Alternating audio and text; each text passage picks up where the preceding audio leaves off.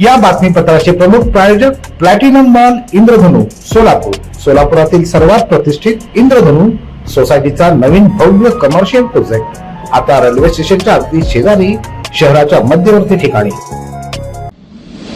दर्शक हो, आता पाहूयात एक महत्त्वाची बातमी.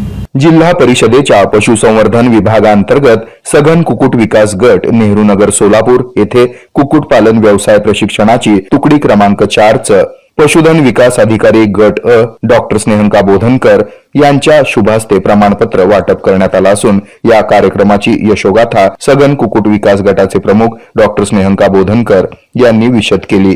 या कार्यक्रमाचं सूत्रसंचालन सहाय्यक पशुधन विकास अधिकारी SP माने यांनी केलं. या प्रशिक्षण शिबिरातील प्रशिक्षणार्थ्यांना संबोधित करताना डॉक्टर स्नेहंका बोधनकर यांनी शेतकऱ्यांनी सुशिक्षित बेरोजगार तरुण तरुणींनी येथील प्रशिक्षणातील ज्ञानाचा उपयोग करून कुक्कुटपालन हा व्यवसाय जोड व्यवसाय म्हणून करण्याऐवजी शास्त्रोक्त पद्धतीने त्याला आधुनिक तंत्रज्ञानाची जोड देऊन कुक्कुटपालन हा व्यवसाय स्वतंत्रपणे करण्याचा विचार करावा.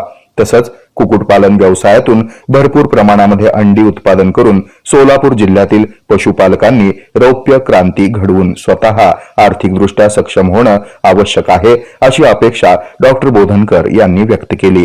तसंच जागतिक आरोग्य संघटनेच्या मानांकानुसार या व्यवसायातून प्राणीजन्य पदार्थ अंडी आणि मांस हे कमी प्रमाणात उत्पादित होत असल्यानं प्रशिक्षणाच्या माध्यमातून मिळालेल्या या ज्ञानाचा उपयोग प्रत्यक्ष कृतीत आणून ही तूट भविष्यात भरून काढण्यासाठी चांगला वाव असल्याचं त्यांनी सांगितलं. तसंच सोलापूर जिल्ह्यातील पोल्ट्री धारकांनी आपल्या कुक्कुट फार्मची नोंदणी जिल्हा उपायुक्त पशुसंवर्धन आणि दुग्ध व्यवसाय सोलापूर या कार्यालयाकडे करण्याचं आवाहन प्रमाणपत्र वितरणाच्या कार्यक्रमावेळी करण्यात आलं.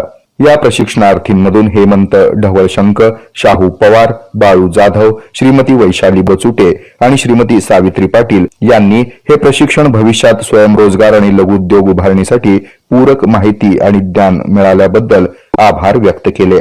या प्रशिक्षणाची तुकडी 24 नोव्हेंबर ते 28 नोव्हेंबर या कालावधीमध्ये यशस्वीरित्या संपन्न झाली. यासाठी जमादार देशमुख परिचर यांनी परिश्रम घेतले. तरी आता यापुढे भविष्यामध्ये पुढील तुकडीस जिल्ह्यातील पशुपालकांनी तसंच सुशिक्षित बेरोजगार तरुणांनी नोंदणी करून लाभ घ्यावा असं आवाहन यावेळी डॉक्टर स्नेहंका बोधनकर यांनी केलं. चॅनलला लाईक करा, शेअर करा, सबस्क्राईब करा.